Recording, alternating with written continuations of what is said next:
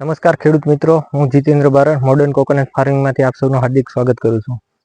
મિત્રો, આજે આપણે એક ટોપિક વિશે વાત કરવાના છે કે જો એમાં આપણે થોડી ઘણી સાવધાની રાખીએ તો આપણા ઉત્પાદન જે ઘટતું હોય એમને કઈ રીતના ઉત્પાદન વધારી શકીએ. હવે જેમ કે આ તમે ડીટી નારિયેળની અંદર એક લૂમ જોઈ શકો કે આમની અંદર 35 થી 40 નારિયેળ છે. હવે વજનના લીધે છે ને પૂરેપૂરી નમી ગઈ છે. થાય કેવું કે 12-15 દિવસના નારિયેળ થાય, વજન વધતો જાય. હવે જો આને સમયસર બાંધવામાં ન આવે તો આ લૂંબ અહીંયાથી ખડી જાય અને 35-40 નારિયેળની ડાયરેક્ટ આપણે નુકસાની આવતી હોય. તો એને કઈ રીતના બાંધવી અને આપણે જે ઉત્પાદનની વાત કરી હતી કે એમાં કઈ રીતના, જેમ કે આ ખડી જવાની છે તો આપણું એ 30-40 નારિયેળ ઘટવાના છે, એ પ્રોફિટ આપણું નુકસાન થવાનું છે. તો હવે આપણે આ એક તમે ખીલા સળી જોઈ શકો 4 mm ની. હવે એમ તમને તારથી બતાવીશ કઈ રીતના. જેમ કે આ અત્યારે તૈયાર પણ મળે છે આવી રીતના, કે આવી રીતના અમને શેપ આપી દેવાનું. એ આવી ખીલા સળી તમે લઈ શકો 4 mm ની.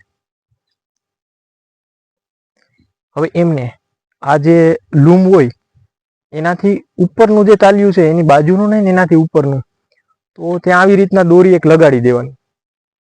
હવે એનો એક શેડો છે,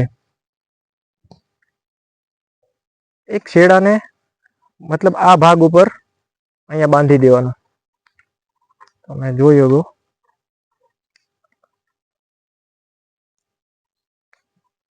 આવી રીતના ફૂલ ટાઈટથી બાંધી દેવાનો, બરોબર. હવે આ બાંધેલો જે આ ખીલાસળી હોય ને, તો એને આ લૂંબ હોય એમનું છેવાડાથી થોડી અધ્ધર, એટલે જેમ કે આ લૂમ છે તો આટલે સુધી ભાગે, જે આ વચ્ચેનો ભાગ હોય ને, તો આ વચ્ચેના ભાગે આવી રીતના આપણે અહીંયા લગાડી દેવાનું છે, આવી રીતના,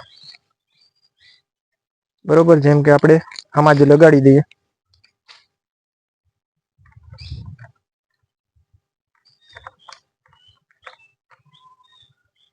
પછી આમને ટાઈટ કરી અને થોડી જ અધર ઉપાડવાની છે, બરોબર. આને જો જોરથી વધારે ઉપાડશો તો અહીંયા જે છે મૂળમાંથી આ લૂમ ખડી જાય. તો એને થોડી અધર ઉપાડી, બરોબર. અને ફરીથી આમને, જો મોટી દોરી હોય તો અહીંયા બાંધી દેવાનું, મોટી દોરી ન હોય તો તમે આ જે પટ્ટું છે તાલિયું, તો એમાં પણ તમે બાંધી શકો આવી રીતના.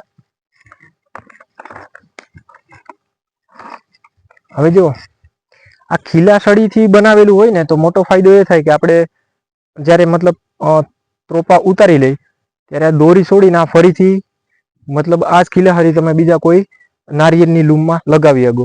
બાકી એવું થાય કે ખાલી જો દોરી બાંધવામાં આવે તો એને કાપી નાખવામાં આવે તો એ વેસ્ટ હોઈ જાય. તો આવું થોડું થોડું આપણી દેશી જુગારથી જો કરવામાં આવે તો આપણે ઘણું બધું નુકસાન થતું અટકાવી શકીએ.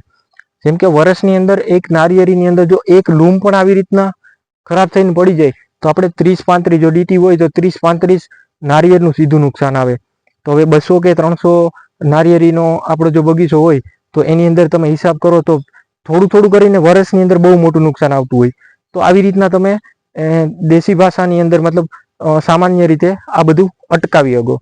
તો આ તો આ લૂમને ખરતી અટકાવવાનું એક, કે જે વજનને લીધે ખરી જતી હોય તો એને સામાન્ય રીતે આવી રીતના અટકાવવાનો એક નુસ્ખો.